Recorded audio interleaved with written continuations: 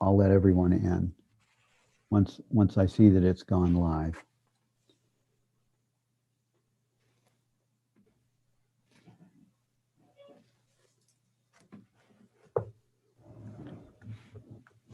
I'll let everyone in.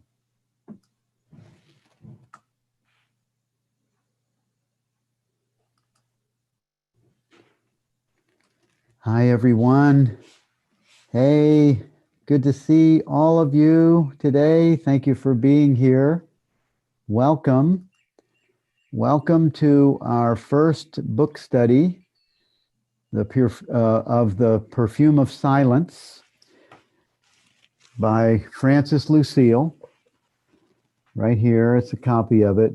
I hope you all have a copy of this book, The Perfume of Silence by Francis Lucille. My name is Bill Free. If we don't know each other, I am the organizer and the founder of the Pure Presence Book Study Club. I started about 3 years ago, and we are all blessed and honored to have Jenny Beal here. And I'm in the United States in Maine, the state of Maine.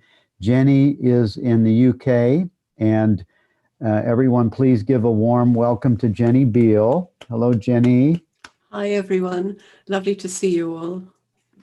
It's so good to have all of you here, and it's good to have Jenny here. Jenny's in the UK, and she has been a follower of Rupert for a very long time. And originally, I was calling Jenny the librarian, Rupert's librarian, because in the Pure Presence book Facebook group, it's a private group. Jenny, if a question came up here on one of something that Rupert had to say in one of the book studies that we did using his books, Jenny pretty much knows the YouTube video that speaks to a particular section that Rupert was referring to. And it was just beautiful to be able to have a Rupert Spira librarian. Plus, Jenny really knows the content of where Rupert is, and also I would say Francis and Jean Klein. We looked at Jean Klein's book, one book study. We looked at all of Rupert's and one of his, The Nature of Consciousness, twice.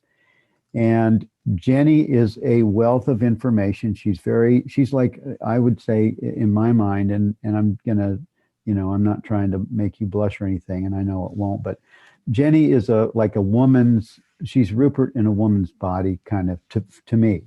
She may not say that for herself, but that's my feeling, and you'll see that for yourself as we gather together. And just to give a little bit of logistics about this group, this is the only time we will have this group on a Thursday.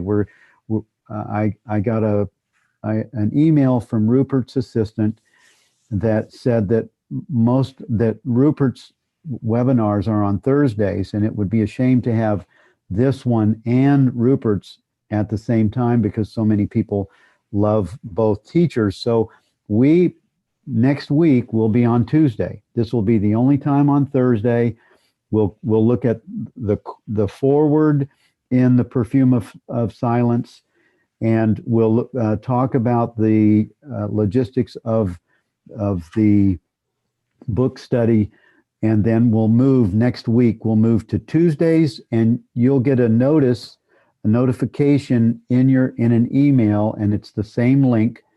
It will be moved to 12 p.m. Eastern instead of 11 a.m. Eastern. It'll be on Tuesdays at 12 Eastern. And that way, those of you that would like that are scheduled to go to Rupert's Thursdays webinars, you'll still be able to do that. And everyone's on the same page. We're going to be 30 weeks together, and most of the weeks it will be Jenny and I. And some weeks we'll have guests that would like to share some part of a chapter. We'll invite that. Jenny and I will talk about different sections in the chapter, and then we're going to invite questions. We're going to invite you to raise your hand and ask questions at about halfway through, so that this is a group study.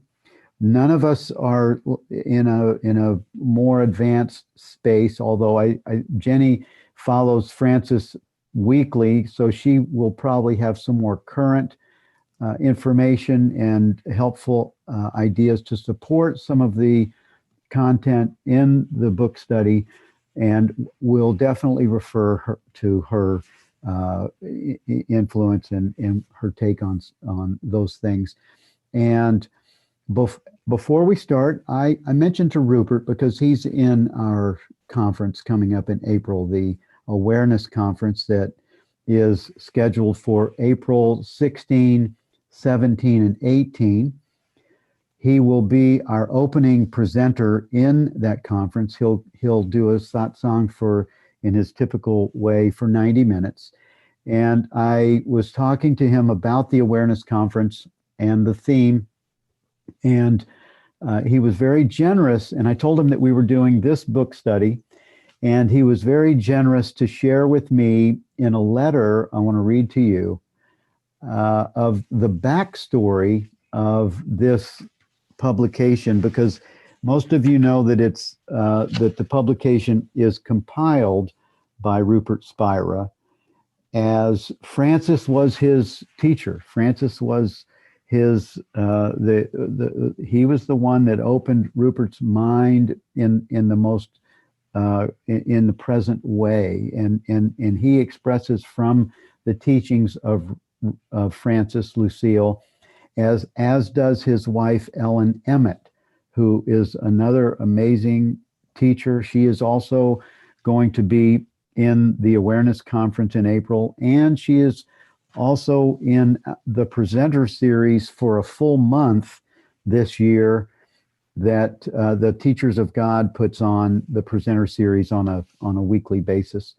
So just to give you those logistics and those schedules and such, and we'll get started. I'm going to go ahead and read the backstory that Rupert sent to me, and then I'll turn it over to Jenny to begin with the foreword of the Perfume of Silence. So Rupert said, "I thought you might like to know how the Perfume of Silence came about. A few years after meeting Francis, I wanted to write a book for him. I obtained 12 transcripts from meetings and started work on it.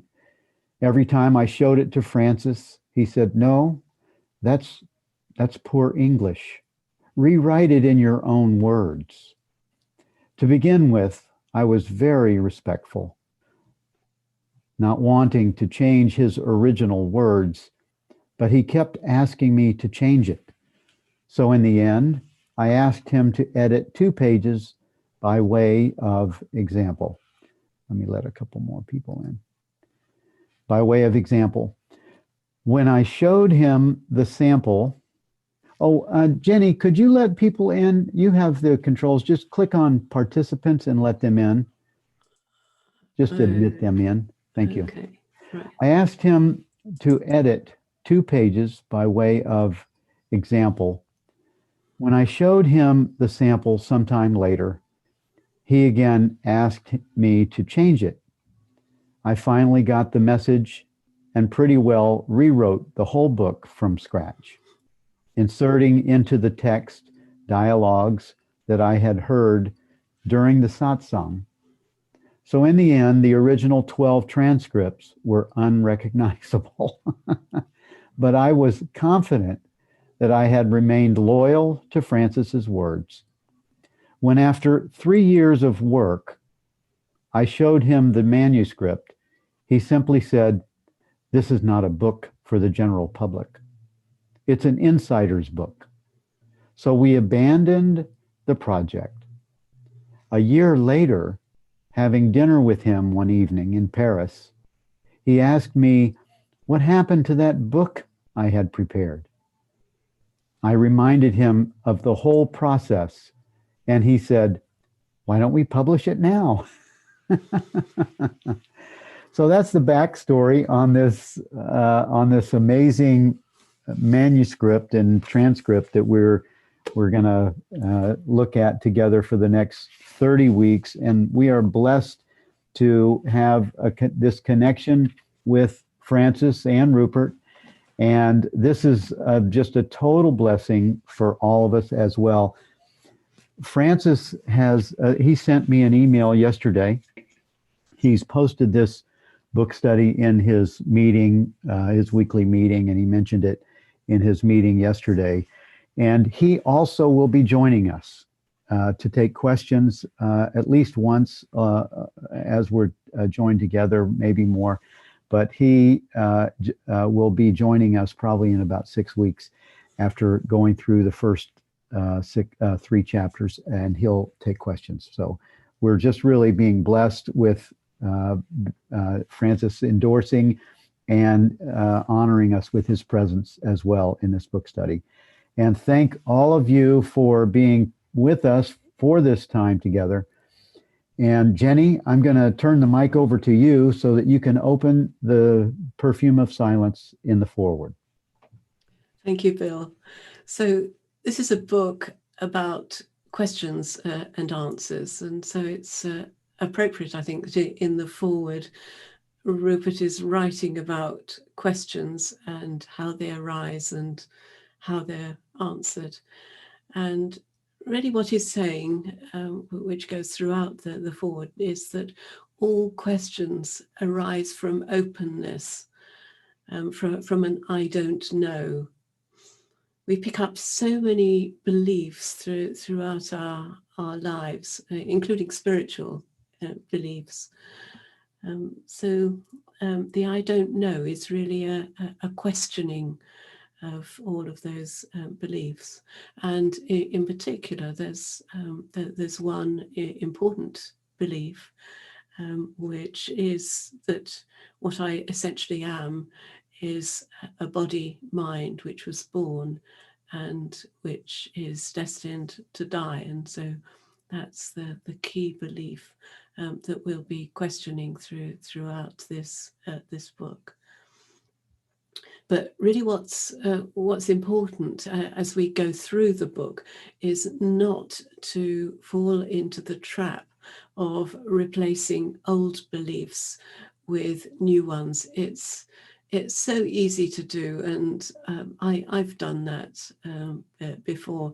In fact, one of the reasons why for the last over 6 months I've been going to Francis's meetings, and he holds them every day. 3 days a week, they're meditations, and the other 4 days are Satsangs. So there's while this COVID pandemic is going on, there's a wonderful opportunity to join Francis for that, and it's been great. And he does express things in a different way from Rupert, which those of you who've attended the previous book studies, I think will notice. I'd like to read something that he said in the meditation yesterday, because it's very relevant to this idea of openness. And he said, "It is sufficient through the experience of awareness to liberate ourselves from all previous beliefs we have found about it, to come up with a clean slate. We have to understand that that is sufficient, that nothing else is required." So if we take these questions and answers and we formulate them into a theory, we formulate them into a way of seeing the world, then that is just replacing an old belief with a new belief, and we don't really want to do that. We want to, from the point of view of the mind, we want to stay in the I don't know, and that's really the aim. And also in a satsang he gave about a week or so ago, he talked about the types of answers he gives, and there's two types of answers, and both of them occur in this book. So one type is really based on reasoning from the facts of our experience. So that's reasoning he defines as logic plus facts. So we use our logical minds to look at the facts of our experience. And the aim of this type of answer is to dissolve whatever belief Francis has detected as underlying the question that we have. And it's through that, through the dissolution of that belief, then the openness that we had in the first place, which enabled us to ask the question, expands somehow. And it may be in that moment, or it may happen much later, that an understanding arises just as a result of that expanded openness. And then the second form of answer that he gives is in the form of an analogy or a metaphor or a model. And the aim of those types of answers is to resolve any doubts or objections that we might have about what he says about the non-dual teaching. So, for example, people often ask, if awareness is universal, why can't I see the thoughts in your mind? So it's questions like that will require an analogy or a model to answer. But in both cases, the answer transports us from this openness where we started, beyond the mind, to the source of understanding. And that source of understanding was always present within us. It's Rupert refers to it as the openness without agitation. Before, when there was a question, there was a little bit of agitation. But when there's understanding, then that agitation just goes. So that's a basic summary of what this book is really about. Thank you, Jenny. That was a great. For those of you that have been with the book studies for a while, you would know that Jenny is very generous in giving us a sort of a backstory of the different authors. She did that with Rupert's book. You were telling us about his writing. Was it you telling us about his writing of The Nature of Consciousness on a Train? Yeah, possibly. I don't know. I may have done. Yes. Is that true? He wrote The Nature of Consciousness was his first book, and he wrote it wasn't his first book. That was it was the transparency of things. I think that was the one that was written at least partly on a train. Okay, yes. then it was that one. So yes. So having that backstory, and then you also gave a great backstory on Jean Klein's book when we looked at his book called I Am. Remember that? Yes. Yeah. It's a lovely book. Yeah. Yes. So, Jenny, it's really interesting that you mentioned this idea that Francis covered in his meeting. Was it yesterday, you said? Yes, that was a meditation. He does half-hour meditations on Mondays, Wednesdays, and Fridays. Right.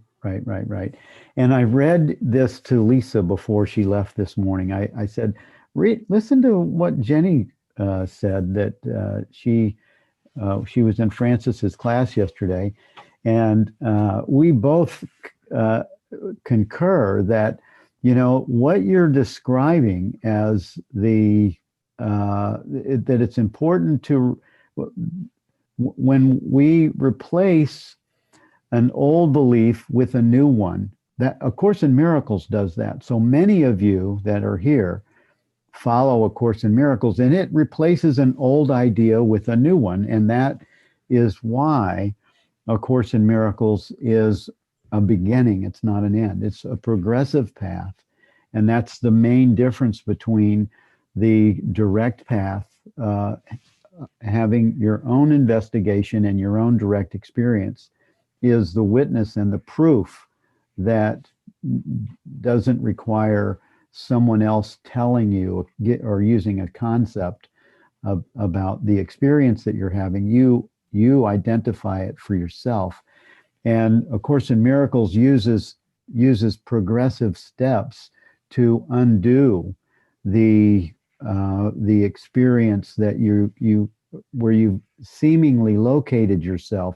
It uses a better belief to help you to unlock the openness, to bring you to a place where you have understanding, and you can more easily accept the things that seem to be like crazy or unreasonable in a body-mind experience. So this is so appropriate to the language of the Course, and there's nothing wrong with it. There's nothing wrong with using one belief, a better belief. It's what the Course calls a happier dream, that brings you to a space where you're more willing, you're able to see.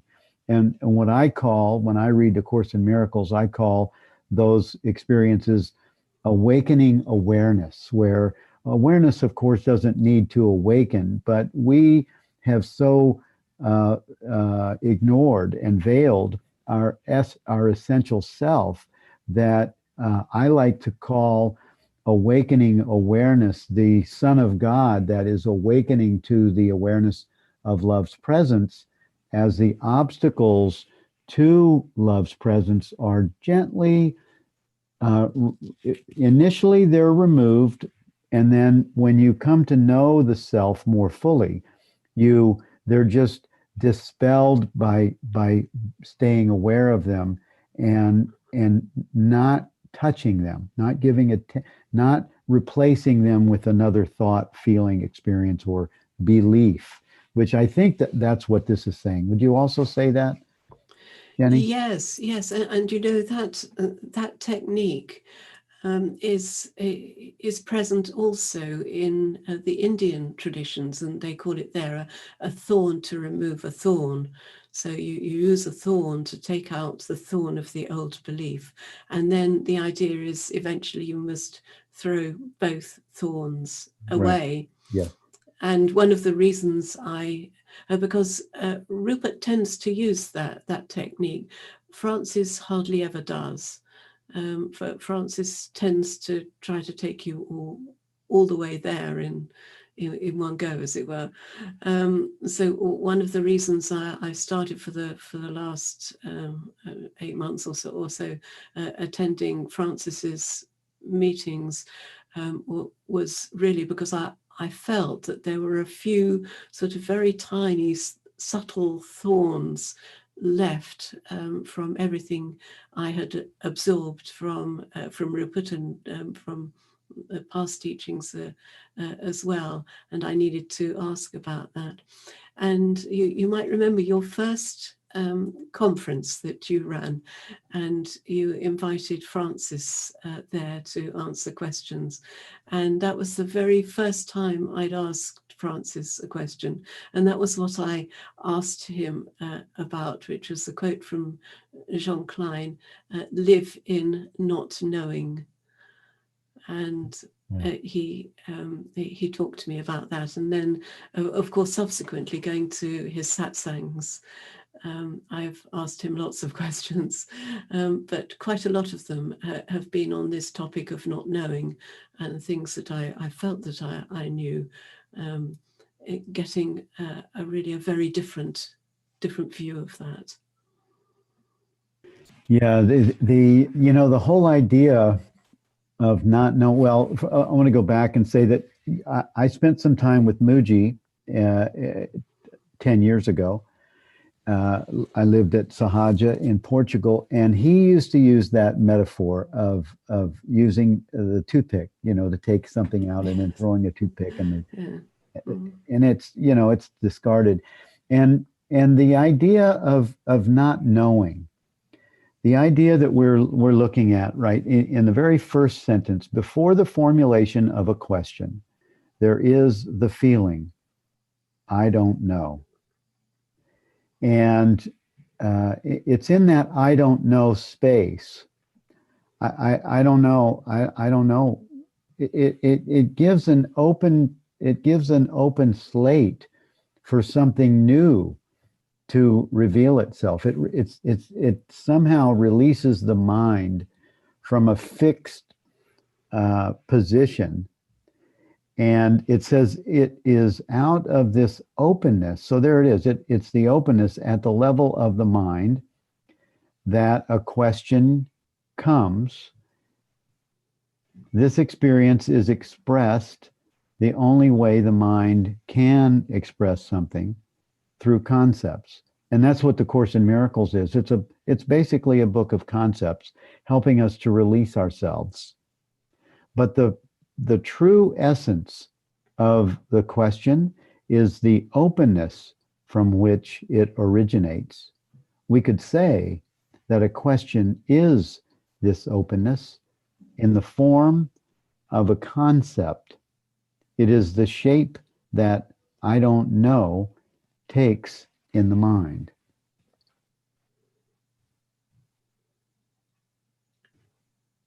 So it gives an openness. It sort of clears the way, it takes that fixed position out, that fixed idea.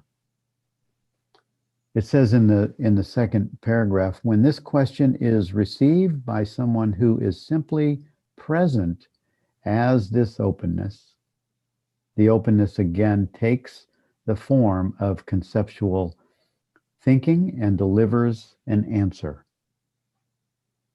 And this is a great kind of example of allowing, just being here right now there with all of us, and in the listening, is just to allow yourself to be present in this experience. If you have some other thing that you're doing on your computer, do yourself a favor and set that aside for this 1 hour together. If you're available for text messages and other things, you're just interrupting the present moment of really giving attention to the content of this experience right now. And we all do it. I do it all the time. I have to remind myself. So if you're multitasking, do yourself a favor and either come back and watch the pre-recording, or just set that aside. We'll be together for another 30 minutes, and then you can do whatever you want. Of course, you can do whatever you want now as well. What would you like to point out on this first page of Rupert's Foreword? There's so much on this foreword too. Right. Yes. I think the last paragraph on that page, that which puts an end to the question, is that which dissolves the concept, the form in which the question was asked. And that into which the question is dissolved is that from which it came in the first place, openness. There's nowhere else for it to go. So we could say that the answer undresses the question and returns us to naked openness, to the original not knowing. And so it's the form in which the question is asked that reveals the underlying belief that needs to be dissolved. And it's lovely listening to Francis's Satsangs, because you see him working out. You can almost feel that he's working out what is the belief that's behind this, that's creating a block for this questioner. And then he very carefully and logically just dissolves that particular belief just through reason. And it's great to watch that. Yeah, I was looking at this idea where, if you've heard Rupert speak about his time with Francis, and he would say that sometimes he would spend a week formulating a question before he would actually ask the question, and wanting to really allow something of substance to reveal itself. And of course, he's quite a, everyone knows what a contemplative, investigative kind of a mind he has.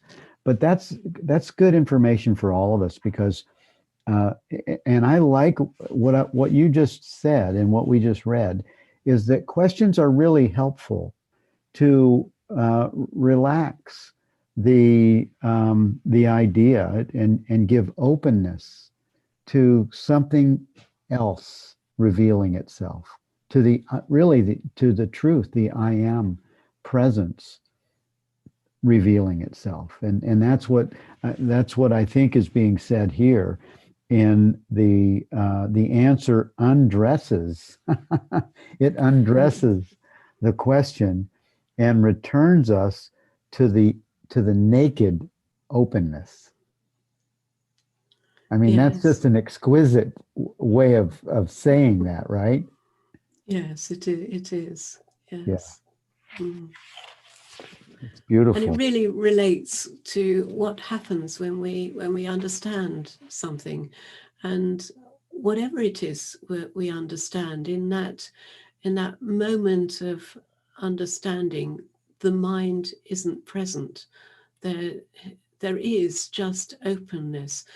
And you can see that particularly easily when when someone tells you a joke, and there's a moment just before you understand the joke, and then suddenly you get it, and it's that space in between, and that's a space beyond mind, and that's a space of understanding and openness. And exactly the same applies, as Francis has pointed out recently, when you're looking at a mathematical theorem, you're going through it, and then suddenly there's a moment of understanding. There's just a space in which that understanding arises, and it's the same thing. And so all of the answers, the aim of them is just to take us to this space. Yeah, you could say you could almost say it's that aha. It's that aha Yes. moment that Yes. so many of us experience. Yes. Yeah. Yeah. We have, if you would like to ask any questions related to the foreword or anything that we've said, please raise your hand, and we'll keep going. We have another half hour together, but looking at the next page, at the top of page 2, something came to my mind that I thought was really great. It says, the difference between the openness before the question and the openness after the answer is simply that, because the question has been satisfactorily answered, there is, at least temporarily, a cessation of agitation in this openness. And it seems like there's something there that brings us to the desire to know. It's something that brings us into the desire, just like when someone has a question and they raise a hand, as we all have questions. I wonder what this means. It's like a new, we are venturing into a journey of understanding that brings us peace. It brings us certainty. It brings us clarity and this understanding. It actually transforms a metamorphosis of experience, so that the body mind is actually not even of this world anymore. We end up having such an experience that we recognize, oh, well, wait a minute, that's an emotion, that's a belief, that's a body mind concept, and I have attached everything I know. I've attached my experience to this, and we can avoid that suffering once we have this understanding. Yes, exactly. It's really, it's an extension of that. It's a rest in a way, a pause and a rest, and it's an extension of that pause that happens when understanding happens, and then you get that rest and that feeling of peace, and that feeling of peace just dissolves any psychological suffering, at least temporarily. Yeah. So if you this is new to some of you, many of you it's not, but some of you, if it's new to you, some of the words and the language, be gentle on yourself and recognize that we all came through the same beginning of what does that mean? And these glimpses are little, what I think the Course calls light episodes. They're little ahas, moments where some information, something that gives us understanding comes in, and we begin to notice what we're noticing. And that noticing what we're noticing is the awareness of the self that's being revealed. It's the glimpse of understanding that is opening. It's bringing us to a place of openness. Yes, and it's those glimpses that are important, not the words of the answers. And he says later on in the foreword, we need to let go of the words of the answers. They're no longer needed. Once you have that understanding, then that understanding itself is a glimpse. It might be. Francis talks about two types of glimpses. There's a partial glimpse, which doesn't take us all the way to an understanding of our true nature, but it takes us part of the way. And there's a liberating glimpse, which takes us all the way there. And once we've had a liberating glimpse, we don't need the words or the answer which led to that glimpse, because we can always go back to it. If it's only a partial glimpse, then we might need to use the words a little bit or for a little while, and to take us a bit further, because perhaps we haven't absorbed everything. But if it's a liberating glimpse, we don't need them anymore. Yeah. And that's what a lot of people that are on the spiritual path, they feel like, oh, I'm not getting it, or why do I, you make yourself guilty for thinking you did something wrong, and I had it, I want it back again, and that's another trap that we fall into, thinking that we need to have that experience again, so it becomes more of an object of experience instead of just allowing the experience, allowing the glimpse to dispel, reveal, absolve, or divest. And naturally, it's a natural undoing that occurs. And he has a paragraph here on page 2, the second or third one. The openness from which the question rises, and the openness from which the answer comes are not two. different opennesses. This is what you were saying. They are one and the same. The asking of the question is the creative aspect of this openness. Its dissolution is the meditative aspect, the dissolving of all that exists in that which is. If we ask, what is the purpose of a question? Why this movement, this creativity? Why not just rest? Why not just rest in awareness? We cannot answer because the mind is itself part of the creativity about which we are asking. And this is where Rupert and Francis, they bring such clarity and such a beautiful form of understanding and articulate it in a way that we can say, oh, okay, got it. Got that. Thank you.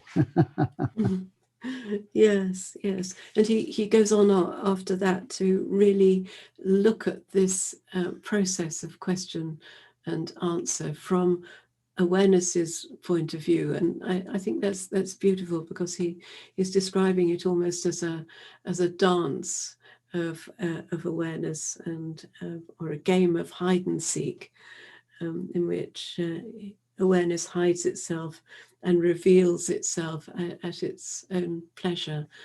And in a way, that's pointing to something important, which I noticed especially with Francis's Satsangs, when I've asked questions, that you feel that you're in the same space, that the question and answer are arising from the same space, that there is no separation.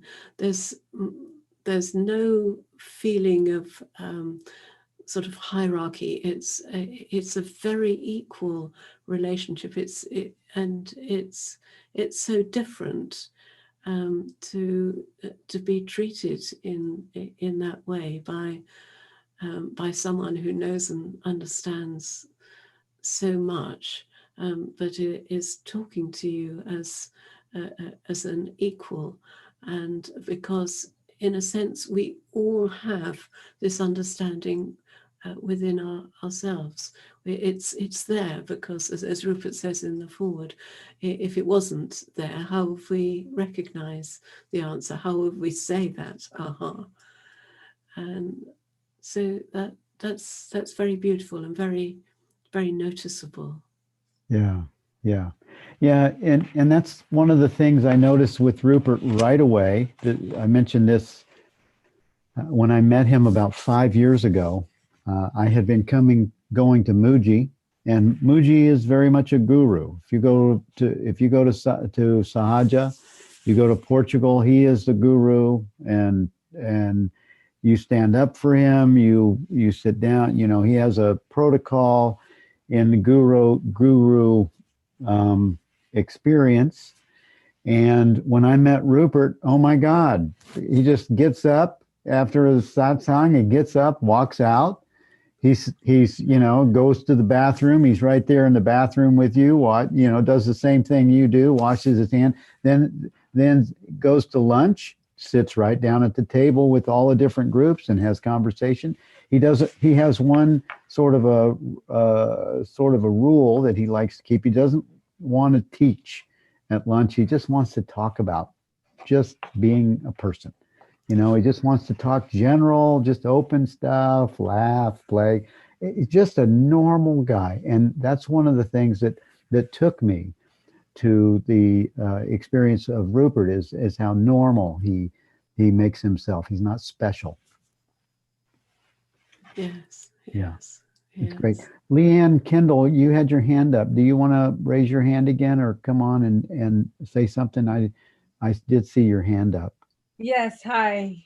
Hi, good to see you. Good to see you too. Hi. Thank you. And thank you for introducing me to this book and to this process. I was struggling with something before I came on. My mother is 90 And I think I should have all the answers about how to run her life, and she's not listening. And so when Jenny said that Francis says, what is the underlying belief? The underlying belief, I think that I should know, and I don't know. And it just gave me such a huge, I was so like this before, because I don't know, but because I think I should know. Well, I don't know. And it was just so, I mean, and this is something I'm going to be walking through. And I just want to say thank you. And if just this inquiry, if I can have, what belief am I struggling with? Or what is this belief behind this pain? And that was like, and just so I just wrote it down. What is my belief? And it's like, oh, I should be able to help her. I shouldn't have to. I should this, da, da, da. But anyway, just the idea that Francis thinks it through of what's this person struggling, or what's the underlying belief.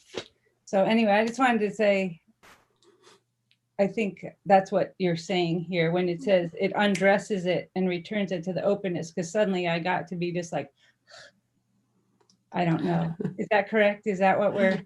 Yes, and it's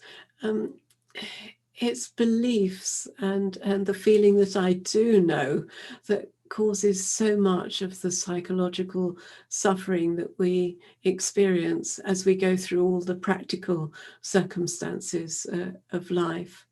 So it's yes, it's so important to have understood that, and that's really great. Thank you. So I got my money's worth. You did. Nice. Wow, we're only on the first page. Wow. Thank you, Leanne. It's great to see you. You too. Thank you. Yeah. Are there any other questions? Anyone have any questions? I guess we could look at the board and see. I did see Rick West is in the house. Hey, Rick. Good to see you, man. You're always very active, I can see, and know that you're very into it. Rick was asking about phenomena and noumena and a little bit back in the chat. I don't know whether he wants to come on and ask that question. Or... You want to come on, Rick? Where are you at, man?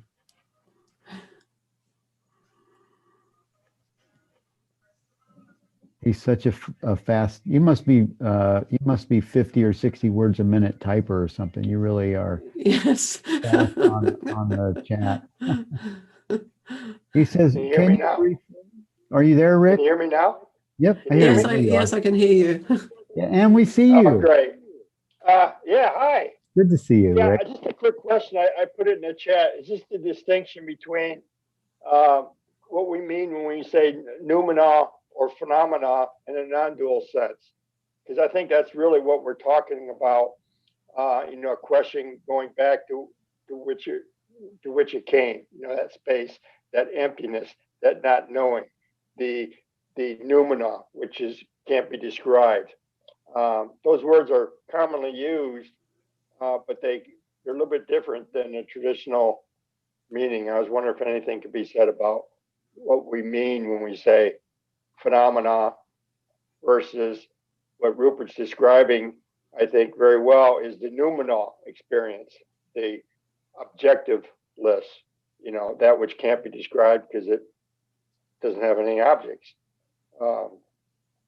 which makes it so difficult, because beliefs are oriented toward things, beliefs, structures, objects, where the noumenal is free of concepts. Yes, if we start with phenomena, then phenomena is, as you say, all types of objects. So the first types of objects that we recognize as being phenomenal would be the objects that we see as being in the outside world, what we call the outside world, and those are the things that we agree about. Then beyond that, there are objects which are within the mind. So the mind can have thoughts, it can have memories, it can have images, and all of those things are also phenomena. They're just not phenomena that are shared between people. So that's the two types of phenomena, basically. Then noumena, those are experiences which have no objective content at all. And so in a sense, you could say there's only one noumenal experience, but in reality, we tend to conceptualize our noumenal experiences a little bit differently. So one noumenal experience would be just the knowing of our own being. I'm using words, which almost makes it phenomenal, but it's what you discover going back into that space, and that's what we've been talking about in this chapter. But there are other noumenal experiences, and one, for example, would be the sense of beauty. So we're not talking about phenomenal beauty, which is beauty of an object, and beauty as opposed to ugliness. We're talking about that inner experience of beauty which can't be described. It's this lack of separation. It gives rise to pleasant feelings in the body, but again, those feelings are phenomenal. So it's very difficult to describe or talk about noumena.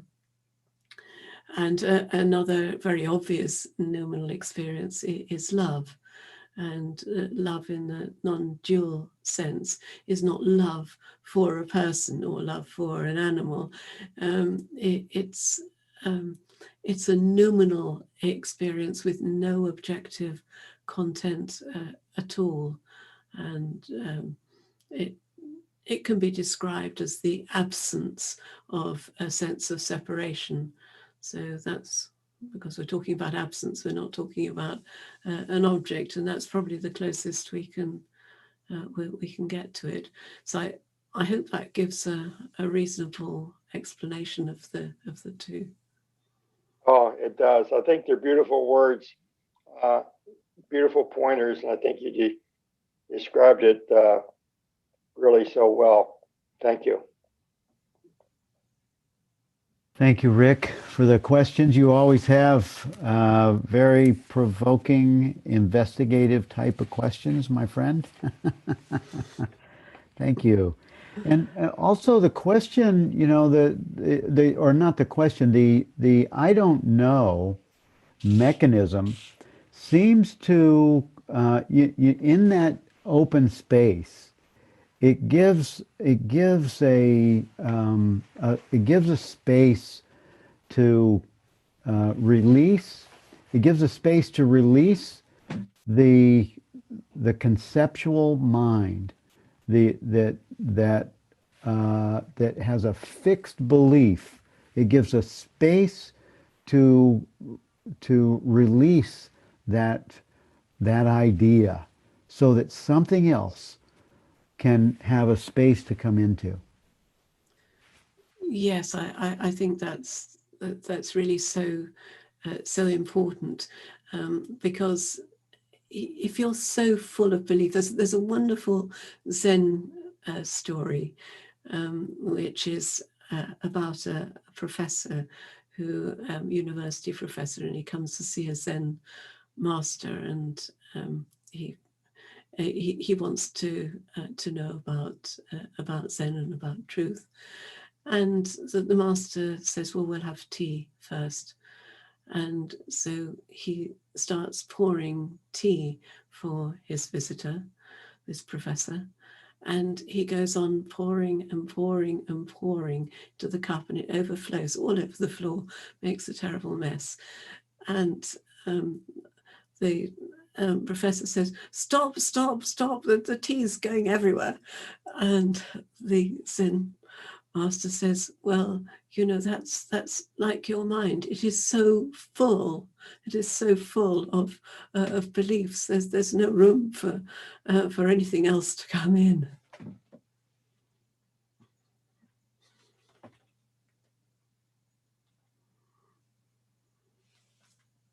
I think you're muted, Bill. Thank you. You're muted. I love those Zen stories and those metaphors. They give such a clear picture of how we work, right? The human experience.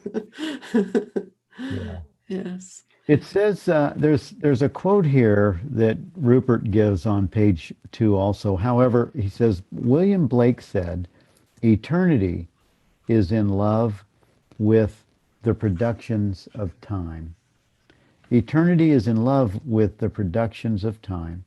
And so perhaps it is just that this openness enjoys revealing itself to itself from moment to moment. And this play of dialogues is just one of its many modes of enjoyment. It is a game of hide and seek in which it hides itself and reveals itself at its own pleasure. And I love that. That really, you know, it was Rupert that that helped me to recognize that an idea that I had that came from A Course in Miracles, into eternity, where all is one, there crept a tiny mad idea at which the Son of God remembered not to laugh. And it gives an impression that there's like we made a mistake, like time and space is a mistake. And it was Rupert that in my first meeting with him in an interview that I recognized, because he looked at me, he said, are you saying God is mad? Are you saying God is mad, had a tiny mad idea?